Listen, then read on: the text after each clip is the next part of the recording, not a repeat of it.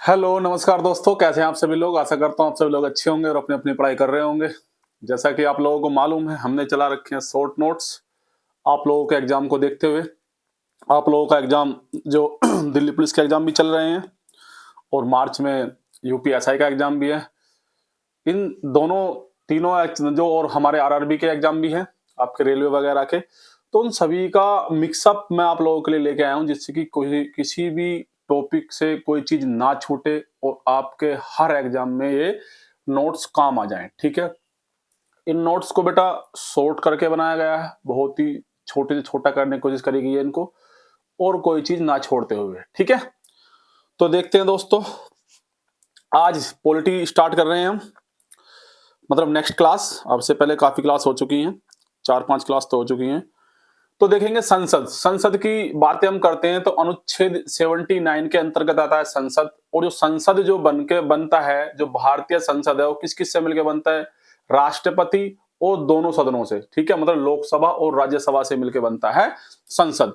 मतलब अगर दोस्तों हम संसद की बात करते हैं कि संसद किससे मिलके बनता है, तो दोस्तों राष्ट्रपति, लोकसभा और राज्यसभा से मिलकर बनता है हमारा संसद।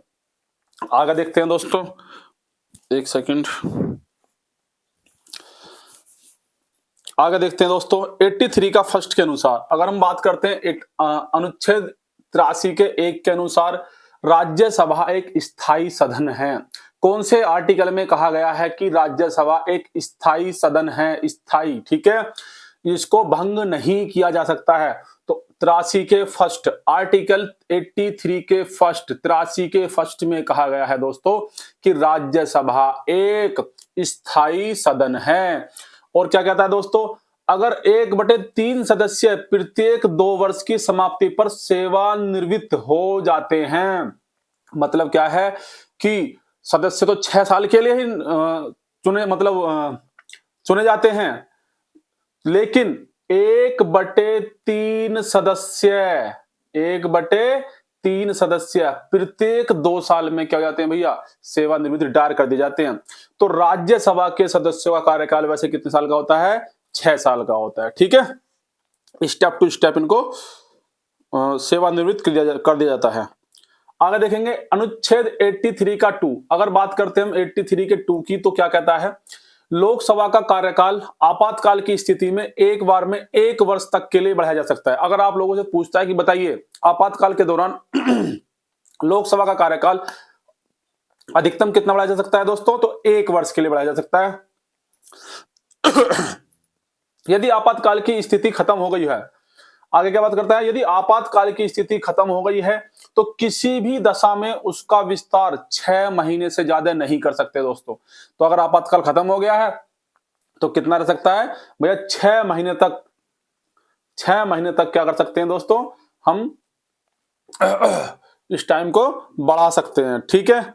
आगे देखते हैं, लोकसभा में निर्वाचित होने के लिए न्यूनतम आयु सीमा है। तो लोकसभा में निर्वाचित होने के लिए न्यूनतम आयु सीमा कितनी है दोस्तों? 25 वर्ष, 25 साल। अगर आपको लोकसभा में इलेक्शन लड़ना है लोकसभा का और आपको निर्वाचित होकर जाना है तो आपकी उम्र 25 साल होनी चाहिए। मतलब उससे ज्यादा हो, कम ना हो। राज्यसभा में निर्वाचित होने के लिए न्यूनतम आयु सीमा है। तो राज्यसभा में अगर आप लोगों को जाना है भैया तो आपकी उम्र कितनी होनी चाहिए? 30 वर्ष, 30 इयर्स ओल्ड होने चाहिए आप।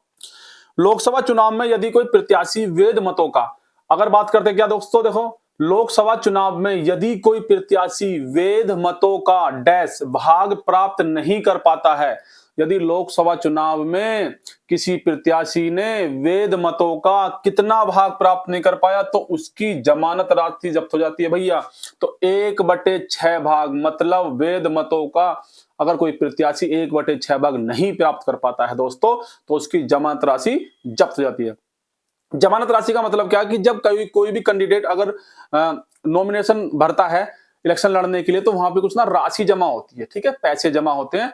तो वो अगर जीत जाएगा या 1/6 भाग ले आया वोटों का तो उसको वापस मिल जाती है, नहीं तो नहीं मिलती, ज्यादा राशि होती नहीं है, ठीक है? तो लोकसभा डैश की सभा है। लोकसभा किसकी सभा है दोस्तों? क्वेश्चन बनता है, एग्जाम में दिमाग घूम जाता है पूरा। तो लोकसभा किसकी सभा है? जनता की सभा है। किसकी सभा है दोस्तों? जनता की सभा। लोकसभा के सदस्य जनता द्वारा प्रत्यक्ष निर्वाचन से चुने जाते हैं। ध्यान रखना दोस्तों कि लोकसभा के जो सदस्य हैं वो जनता के द्वारा चुने जाते हैं, ठीक है, प्रत्यक्ष निर्वाचन से चुने जाते हैं। ये बात भी ध्यान रखेंगे। अनुच्छेद 85(1) अनुच्छेद 85(1) क्या कहता है? राष्ट्रपति संसद का समय समय पर सत्र बुलाता है। क्या कहता है दोस्तों? कि राष्ट्रपति संसद का समय समय पर सत्र बुलाता है। 85(1) कहता है और 2 सत्रों के मध्य 6 महीने से अधिक का अंतर नहीं होना चाहिए। तो 1 वर्ष में कम से कम कितने सत्र बुलाए जाते हैं? 2 सत्र। भी 6 महीने, 6 महीने तो 1 साल में क्या 2 सत्र बुला लेंगे। चाहे तो राष्ट्रपति चाहे तो ज्यादा ही बुला ले अगर कुछ इमरजेंसी की बात पड़ती है, ठीक है। तो कौन से आर्टिकल के तहत? आर्टिकल 85 फर्स्ट के तहत दोस्तों। आगे बात करते हैं, किस अनुच्छेद द्वारा लोकसभा को कार्यकाल पूरा होने से पहले भंग किया जा सकता है? बताइए। सबसे पहले तो ये बताइए कि भंग कौन कर सकता है लोकसभा को? तो राष्ट्रपति। कौन कर सकता है दोस्तों? राष्ट्रपति। तो किस अनुच्छेद के द्वारा लोकसभा को कार्यकाल पूरा होने से पहले भंग किया जा सकता है? राष्ट्रपति द्वारा। तो कौन से आर्टिकल के तहत दोस्तों? बताइए। 85 का 2, आर्टिकल 85 के दूसरे भाग के अनुसार राष्ट्रपति लोकसभा को कार्यकाल पूरा होने से पहले ही भंग कर सकता है। लेकिन नियम एंड शर्तें लागू। क्या है नियम एंड शर्तें? यदि प्रधानमंत्री मंत्री परिषद की सिफारिश पर राष्ट्रपति द्वारा किया जाएगा भैया, ये नहीं कि अपनी मर्जी से कर देगा, नहीं। क्या होगा? प्रधानमंत्री और पूरा मंत्री जो परिषद है वो कहेगा किससे? राष्ट्रपति से, जी भंग कर दो, ठीक है, तब भंग होगा। आगे देखते हैं दोस्तों। अनुच्छेद 100 के 3 के अनुसार 100 और 3 100 में का तीसरे भाग के अनुसार लोकसभा या राज्यसभा का कोरम कुल सदस्य संख्या कितना होता है? 1/10 भाग होता है, ठीक है। अनुच्छेद 103 के अनुसार लोकसभा या राज्यसभा का कोरम क्या होता है भैया? लोकसभा राज्यसभा कोरम संख्या किसे कहते हैं? कुल सदस्य संख्या का 1/10 भाग होता है भैया कोरम संख्या। क्वेश्चन पूछा गया है। लोकसभा का 17वासान और विघटन। लोकसभा का 17वासान और विघटन अनुच्छेद 85(2) के अनुसार कौन करता है? अगर लोकसभा का 17वासान करना है या विघटन करना है तो अनुच्छेद 85 के 2 के अनुसार कौन करेगा दोस्तों? तो राष्ट्रपति करता है। कौन करता है? राष्ट्रपति। ध्यान रखेंगे इस चीज को। कोई विधेयक धन विधेयक है या नहीं, कोई विधेयक धन विधेयक है या नहीं, इसका विनिश्चय किसके द्वारा किया जाता है? कोई विधेयक धन विधेयक है या नहीं, इसका विनिश्चय किसके द्वारा किया जाता है? लोकसभा अध्यक्ष के द्वारा। तो लोकसभा अध्यक्ष तय करता है कि यह विधेयक धन विधेयक है या नहीं। देखिए दोस्तों, बड़ा लंबा सा क्वेश्चन है। तो किसी अनुच्छेद के अनुसार राष्ट्रपति, राज्यसभा के सभापति, उपसभापति, लोकसभा के अध्यक्ष, उपाध्यक्ष, सर्वोच्च न्यायालय के न्यायाधीश, उच्च न्यायालय के न्यायाधीशों, नियंत्रक महालेखा परीक्षक, संघ लोक सेवा आयोग के अध्यक्ष एवं सदस्य के वेतन भत्ते आदि भारत की संचित निधि पर भारित व्यय है। मतलब भैया इनके जितने वेतन और भत्ते जाते हैं वो संचित निधि से दिए जाते हैं। तो कौन सा आर्टिकल कहता है? तो आर्टिकल 112 का 3 बोलता है दोस्तों। आर्टिकल 112 का 3, अनुच्छेद 112 का 3 क्या कहता है? कि जितने भी लोग हैं, राष्ट्रपति हो गया, राज्यसभा के सभापति हो गए, उपसभापति हो गए, लोकसभा के अध्यक्ष, उपाध्यक्ष, सर्वोच्च न्यायालय के न्यायाधीश, उच्च न्यायालय के न्यायाधीश, नियंत्रक महालेखा परीक्षक, संघ लोक सेवा आयोग के अध्यक्ष एवं सदस्य के वेतन और भत्ते कौन देता है भैया? संचित निधि। संचित निधि पर भारित व्यय है।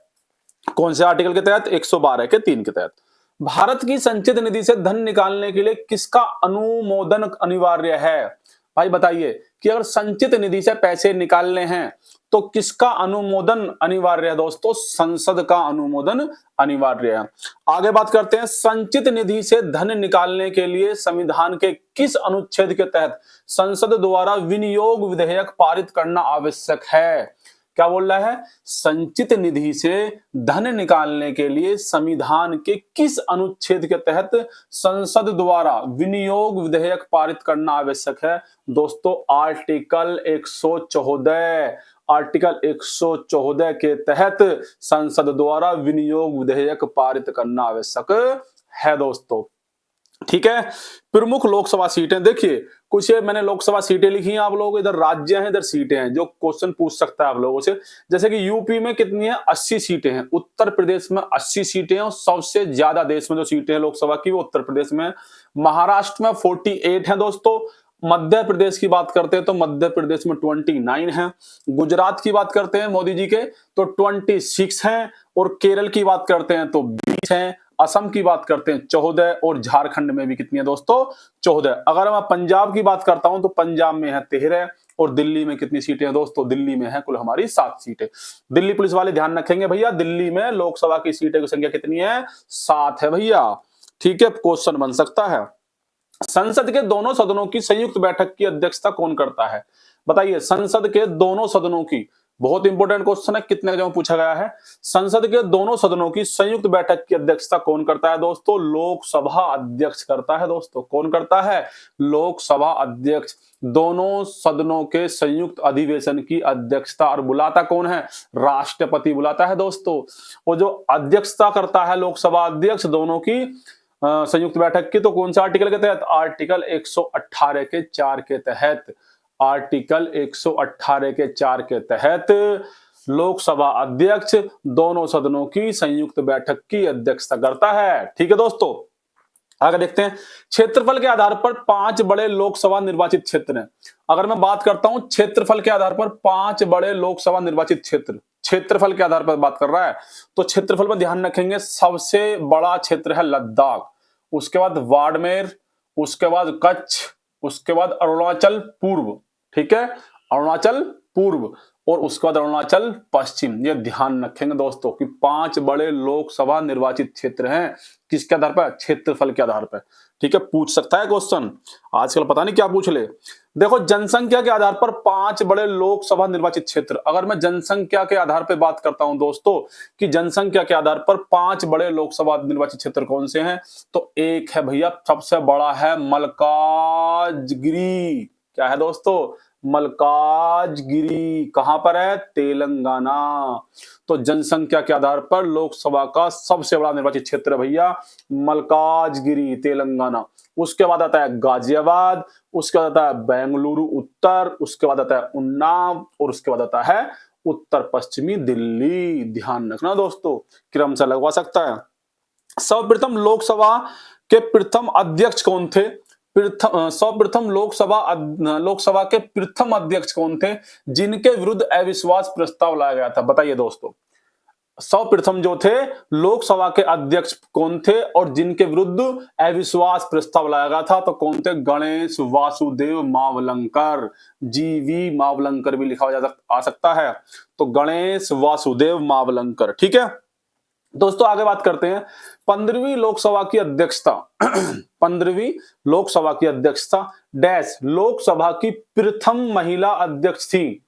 मतलब 15वीं लोकसभा की अध्यक्षता करी थी और प्रथम महिला थी भैया ये, जो जून 2009 में इस पद के लिए चुनी गई थी। तो कौन थी भैया, मीरा कुमारी। तो ध्यान रखेंगे, तो 15वीं लोकसभा की अध्यक्ष कौन थी, मीरा कुमारी थी भैया।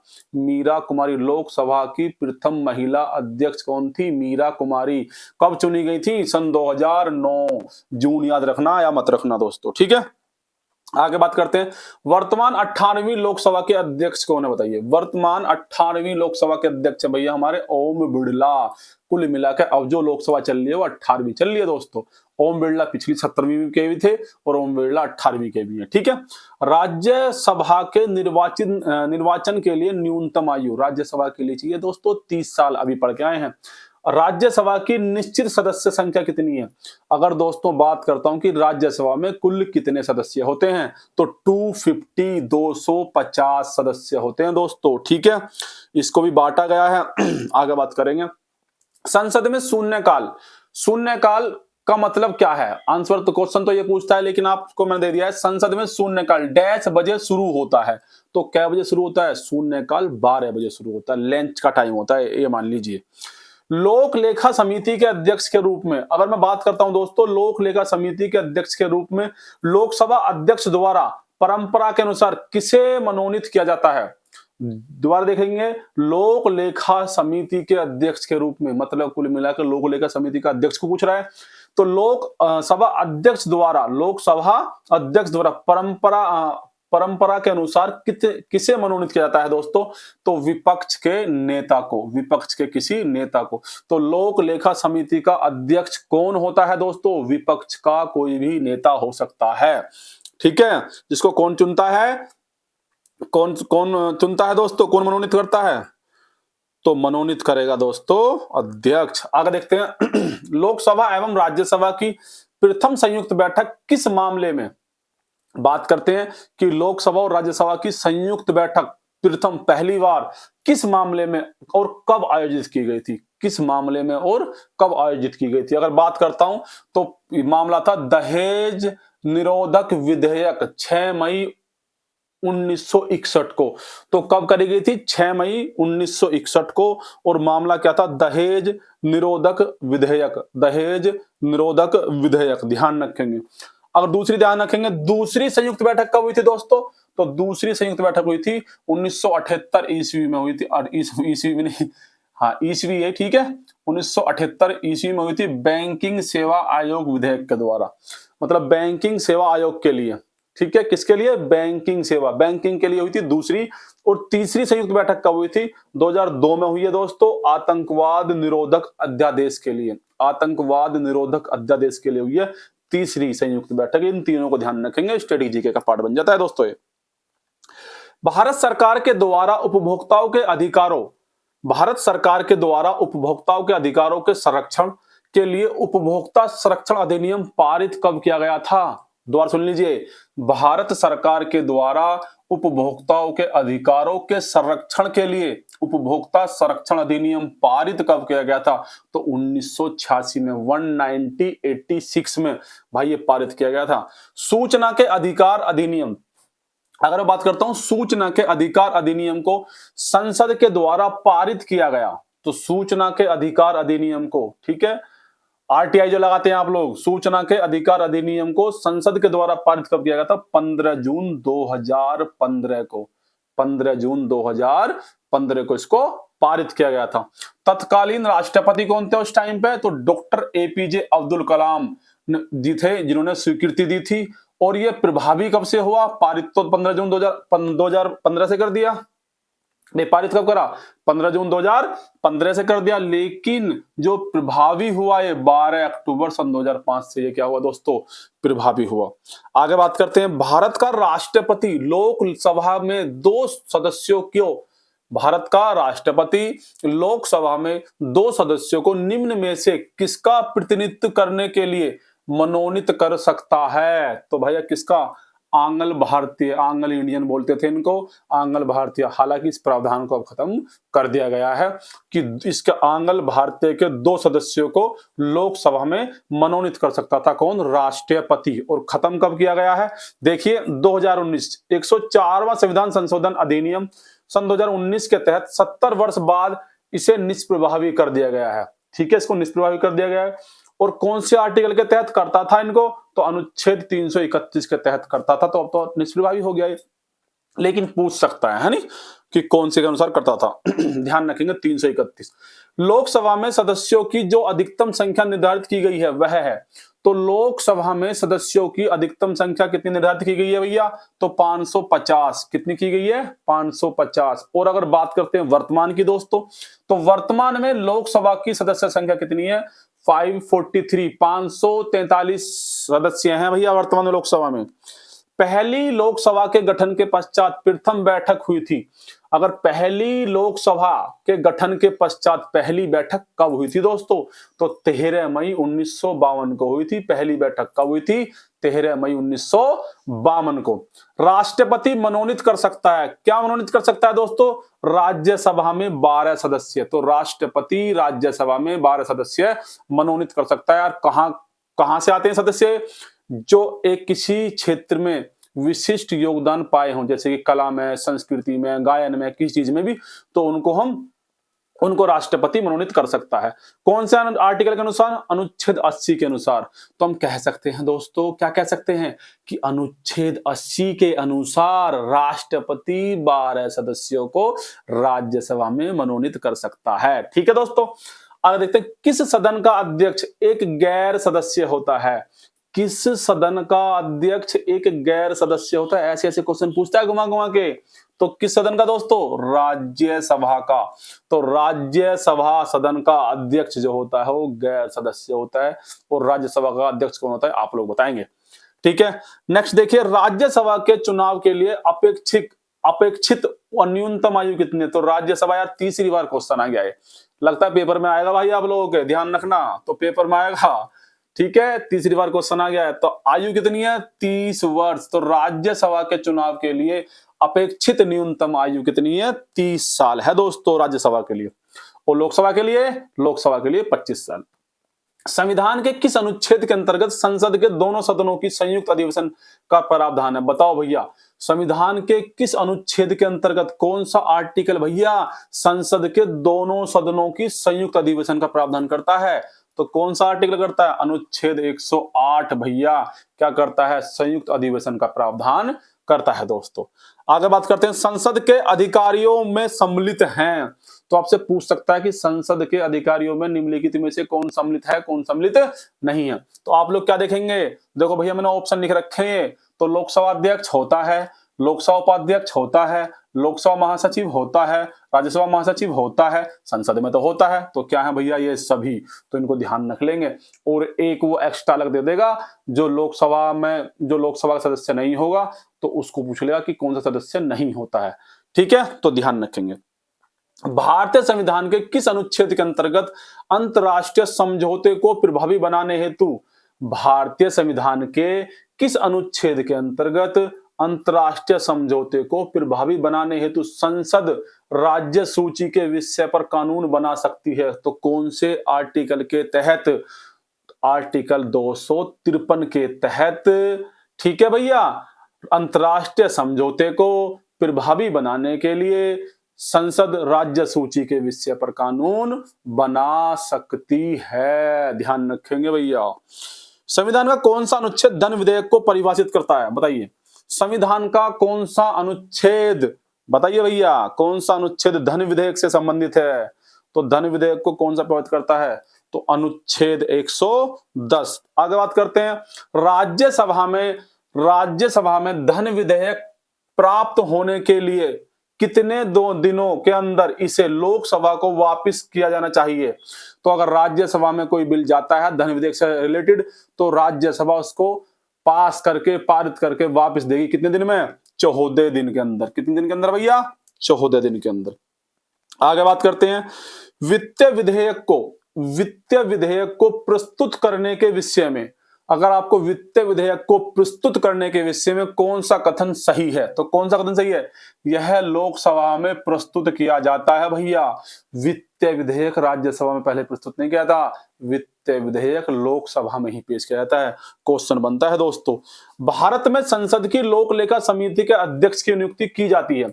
भारत में संसद की लोक लेखा समिति के अध्यक्ष की नियुक्ति कौन करता है? तो लोक लेखा समिति के अध्यक्ष की नियुक्ति करता है लोकसभा के अध्यक्ष द्वारा। किसके द्वारा दोस्तों? लोकसभा के अध्यक्ष द्वारा। और पूछ लेता है कि लोक लेखा समिति में कितने सदस्य होते हैं दोस्तों? तो कुल सदस्य 22 सदस्य होते हैं। लोक लेखा समिति में कितने सदस्य होते हैं? 22 सदस्य होते हैं, जिसमें कि 15 सदस्य लोकसभा से और 7 सदस्य राज्यसभा से। ठीक है दोस्तों, ये हो गया आज का मामला खत्म। सही है दोस्तों, आप लोगों को वीडियो पसंद आई तो लाइक शेयर तो आप करते नहीं है, करा कीजिए दोस्तों। ठीक है, जब भी थोड़ा सा मेरे को भी मेहनत करने में और मजा आएगा। तो अगर आपको वीडियो पसंद आई तो लाइक करें, शेयर करें और चैनल को सब्सक्राइब करें। Thank you, tata bye bye, next video मिलते हैं।